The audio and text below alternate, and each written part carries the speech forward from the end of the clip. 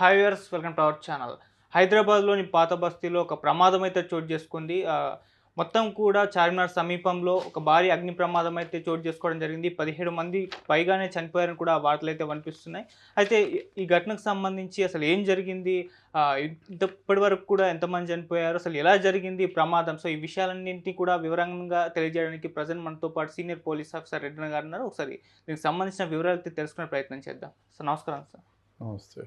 Sir, Charminar సమీప ప్రాంతంలోనే ఈ భారీ అగ్ని ప్రమాదం మార్నింగే జరగడం చూస్తున్నాం. సో, చాలా మంది వరకు చనిపోయారంటుగా తెలుస్తుంది. అసలు ఎలా జరిగింది ఈ ప్రమాదం? దీనికి సంబంధించిన ఎటువంటి వివరాలున్నాయి? మదీనా నుంచి చార్మినార్ వరకు ఇటు లాడ్ బజార్ వైపు గానీ, అటువైపు సౌత్ సైడ్ వెస్ట్ సైడ్ బజార్లన్నీ కూడా ఇండ్లన్నీ కిక్కిరిసి ఉంటాయి. ప్రతి ఇంటికి ఎక్కడ ఖాళీ స్థలం అంటూ ఉండదు. కింద చాలా వరకు గోల్డ్, జ్యువెలరీసు, తర్వాత పర్ల్స్ బిజినెస్ ఉండేటువంటి దుకాణాలు ఉంటాయి. పైన ఫస్ట్ ఫ్లోర్లో, సెకండ్ ఫ్లోర్లో దానికి సంబంధించిన ఫ్యామిలీస్ ఉంటారు. అది కొందరు ఫ్యామిలీస్ ఓనర్స్ ఉంటారు. కొన్ని సందర్భాల్లో రెంట్కు ఉండేవాళ్ళు కూడా ఉంటారు అక్కడ, ఆ చుట్టుపక్కల దానికి సంబంధించిన వాళ్ళు. ఇప్పుడు జరిగిన సంఘటన గుల్జార్ హౌస్కి సమీపంలోనే ముందే జరిగింది. జస్ట్ గుల్జార్ హౌస్ ముందే అక్కడ కృష్ణ పర్ల్స్ దుకాణం ఉంది. దానిపైన మొదటి అంతస్తులో ఇది ఎయిర్ కండిషన్డ్ షార్ట్ సర్క్యూట్ అవ్వటం, అది ఉదయం 5 గంటల ప్రాంతంలో అవ్వడం, తర్వాత అది నెమ్మదిగా మంటలు అంటుకోవటం, అదేవిధంగా ఆ మంటలు పొగలకి అక్కడున్న ఆ 2 కుటుంబాలు 3 కుటుంబాల్లో ఉండే వాళ్ళంతా కూడా దట్టమైన పొగలకి ఊపిరాడక స్పృహ తప్పిపోవడం, అంతలోనే అక్కడ వాళ్ళ ఇంట్లో ఉన్న గ్యాస్ సిలిండర్లు పేలి అంటుకోవడం, ఇదంతా కూడా ఫస్ట్ ఏసీ షార్ట్ సర్క్యూట్ అయినప్పుడు ఎక్కడైతే మంటలు చెలరాయో అప్పుడు గాఢ నిద్రలో తెల్లవారుజామున 5:30, 5 ఆ ప్రాంతంలో జరిగింది. కాబట్టి వాళ్ళెవరికి మెలకువలో మంచి నిద్రలో ఉన్నారు, ఎవరు మెలకువలో లేరు.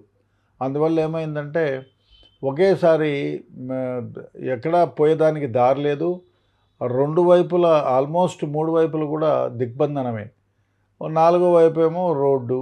అయితే ఎక్కడ కూడా ఈ పొగలు ఇట్లాంటి ఎక్కడి నుంచి పరిగెట్టుకొని పోయేటువంటి పొగలు బయటికి వెళ్ళి ఫ్రీగా బయటికి వెళ్ళిపోవడానికి ఆస్కారం లేనటువంటి ప్రదేశం.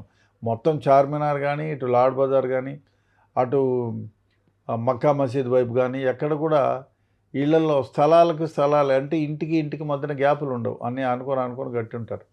సో దానివల్ల ఏమైందంటే ఈ పొగల వల్ల స్పృహ లేకుండా పడిపోవటం, సో ఆ మంటలన్నీ రేగి ఒకేసారి ఇల్లులన్నీ అంటుకోవటం, ఈ కారణాల వల్ల క్షతగాత్రుని కిందికి దించేదానికి చేసినా కూడా ప్రయత్నాలు ఫలించకపోవటం.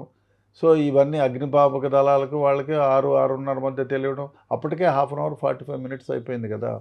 దట్టమైన పొగల వల్ల స్పృహ తప్పిపోయి చాలామంది అక్కడే 4 చనిపోయారు. తర్వాత మొత్తం అందరినీ కూడా బయటికి తీసి యశోద హాస్పిటల్ కానివ్వండి, ఉస్మానియా కానివ్వండి, ఆ నియర్ బై హాస్పిటల్స్ అన్నిటికీ పంపించి చికిత్స జరుపుతున్నారు.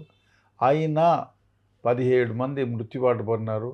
ఇది హాలిడేస్ అయినందువల్ల వివిధ ప్రాంతాల్లో చదువుకున్నటువంటి చిన్నపిల్లలు, వాళ్ళ పిల్లలు అందరూ కూడా హాలిడేస్ అయి వచ్చి ఉన్నారనేటువంటిది ఒకటి.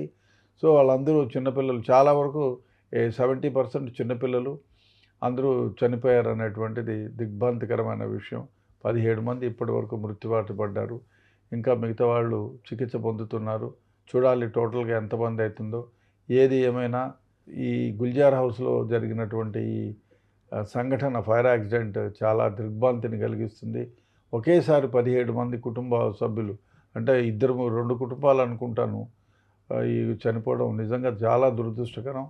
అది ముఖ్యంగా మనం మదీనా దగ్గర నుంచి ఇటు చార్మినార్ కానీ, ఇటు లాడ్ బజార్ కానీ, అటు మక్కా మసీద్ వైపు కానీ, అటు 4 వైపులా ఉన్న బిల్డింగ్స్ అన్నీ కూడా ఎక్కడ స్పేస్ అంటూ ఉండదు. కాబట్టి ఇటువంటి అగ్ని ప్రమాదాలు జరిగితే ఎస్కేప్ అవ్వడం మహా కష్టం. ఏదో ఇమీడియట్గా పగటిపూట జరిగి అందరూ మేల్కొని ఉండి గబుక్కన ఆ ఎస్కేప్ ద్వారం నుంచి దిగిపోవాలి. ఎస్కేప్ ఏం ఉండదు, ఒకటే ద్వారం ఉంటుంది. ఆ ఇంట్లోకి పోవాలన్నా ఒకటే, రావాలన్నా ఒకటే. లేదంటే పైనుంచి వెనకాల నుంచి అన్న దూకాల, ముందు నుంచి అన్న ముందు నుంచి దూకే ఆస్కారమే. అది కింద పడాల్సిందే. లేదు ఏదైనా నిచ్చెన లాంటిది ఉంటే వేసుకొని దిగాల్సి ఉంటుంది. అందువల్ల ఆ ఏరియాల్లో ఎక్కడైనా ఫైర్ యాక్సిడెంట్ అయితే ఇంట్లో నుంచి తప్పించుకోవడం అది దుర్భేద్యమే. ఎందుకంటే అష్టదిగ్బంధనంలాగా ఉంటాయి ఇండ్లన్నీ కూడా. అందువల్ల ఈ ఇన్సిడెంట్ జరిగింది. చాలా బాధాకరం. ఇది కూడా ఇంకో విషయం ఏమిటంటే, ఈ ఇండ్లల్లో అన్నిట్లో కూడా మీరు మెట్లు కూడా చూడండి 2 అడుగుల కంటే ఎక్కువ ఉండవు. మ్యాక్సిమం 2.5 అడుగు, అంతకు మించి ఉండదు. కొన్ని సందర్భాల్లో అయితే చెక్క నిచ్చెనలు ఉంటాయి పాత ఇండ్లకి. ఈ గుల్జార్ హౌస్ చుట్టుపక్కల ఉండే ఈ ఎక్కడైతే జ్యువెలరీ షాప్స్ ఉన్నాయో ఆ ప్రాంతంలో ఇరుకుగా ఉంటుంది. మెట్లు కూడా చెక్క మెట్లు ఉంటాయి చాలా సందర్భాల్లో. ఓల్డ్ హౌసెస్ చాలా 200 ఏళ్ల క్రితం 300 ఏళ్ల క్రితం కట్టిన ఉన్నాయి. అక్కడక్కడ కొత్తగా కట్టినా కూడా ఆ మెట్లన్నీ కూడా ఒకే దారి ఉంటుంది. అవి రావడానికి పోవడానికి అదే వేరే మార్గం ఉంటుంది. అక్కడ నుంచి తప్పించిపోయే మార్గం అంటూ ఉండదు. అందువల్ల ఇంతమంది చనిపోవడానికి కారణమైంది. అది కూడా అతి ముఖ్యంగా తెల్లవారుజామున, అంటే తెల్లవారిపోయిన తర్వాత మనుషులందరూ గాఢ నిద్రలో ఉన్నప్పుడు జరిగింది ఇన్సిడెంట్. సార్ మామూలుగా ఇప్పుడు ఏదైనా అపార్ట్మెంట్ కానివ్వండి, కమర్షియల్ స్పేస్ ప్రతి దాంట్లో కూడా ఫైర్కి సంబంధించిన ప్రికాషన్స్ ఉంటాయి. అంటే ఫైర్ ఎగ్జిట్ లేకుంటే బటన్ కానివ్వండి, ఇవన్నీ కూడా ఉంటాయి. ఇప్పుడు చార్మినార్ ప్రాంతంలో అసలు ఏమి ఉండవా? మరి ఇప్పుడు ఈ ఘటన తర్వాత అరేంజ్ చేయాల్సి అది ఉంటుందా సార్? మామూలుగా ఏమంటే మీరు ఫైర్ ఎస్టింగ్విషర్స్ ఒకటి అరా షాపుల్లో ఉంటాయి. అంతకుమించి ఇళ్లల్లో ఎవడింట్లో పెట్టుకోడు. ఎవరు ఎందుకు పెట్టుకుంటారు? ఎవరు? ఎందుకంటే ఎప్పుడు జరగవు. జరిగితే తెలుస్తుంది ఫైర్ ఎస్టింగ్విషర్స్ ఉండాలని. ఫైర్ ఎస్కేప్ దారంటూ ఉండే క్వశ్చన్ లేదు. ఫైర్ ఎస్టింగ్విషర్స్ ఒకవేళ ఉన్నినా దానికి ఉపయోగించుకునే పరిస్థితులు ఉండవు అక్కడ. ఎందుకంటే చాలా ఒకటే సందు ఉంటుంది. ఎక్కడం ఒకటే ఉంటుంది, దిగడం ఒకటే ఉంటుంది. అతి ముఖ్యంగా ఈ ఇళ్లల్లో ఎక్కడ కూడా ఫైర్ ఎస్టింగ్విషర్స్ ఉండవు. డెఫినెట్గా ఈ ఇన్సిడెంట్ తర్వాత అయినా ఇటు గుల్జార్ హౌస్ చుట్టుపక్కల ప్రాంతం కానీ, ఇటువైపు మదీనా వైపు కానీ, అటువైపు చార్మినార్ వైపు కానీ, ఇటు లార్ బడార్లో కానీ అన్ని హౌసెస్లో, అన్ని షాప్స్లో కింద షాప్ ఉంటుంది, పైన కొన్ని దాంట్లో కింద పైన కూడా షాప్ ఉంటున్నాయి. తర్వాత ఆ పైన దాంట్లో ఫ్యామిలీస్ ఉంటున్నారు. కాబట్టి వీటన్నిటిలో కూడా గోల్డ్ జ్యువెలరీ షాపుల్లో ఒక ఫైర్ ఎస్టింగ్విషర్ కంటే ఎక్కువ ఉండరు. ఎంత మంచి షాపు, ఎంత పెద్ద కోట్ల ఖరీదైన ఇప్పుడు చార్మినార్ మొత్తం బంగారు, డైమండ్స్, పర్ల్స్ తయారు చేసే షాపులే దాదాపు వేల సంఖ్యలో ఉంటాయి. నేను పనిచేసేటప్పుడు ఒకసారి ఏదో దాని గురించి బయటికి లిస్ట్ తీస్తే దాదాపు 20,000 మంది కార్మికులు ఈ గోల్డ్ జ్యువెలరీ షాపుల్లో పనిచేస్తారు. 20,000 మందికి పైగా.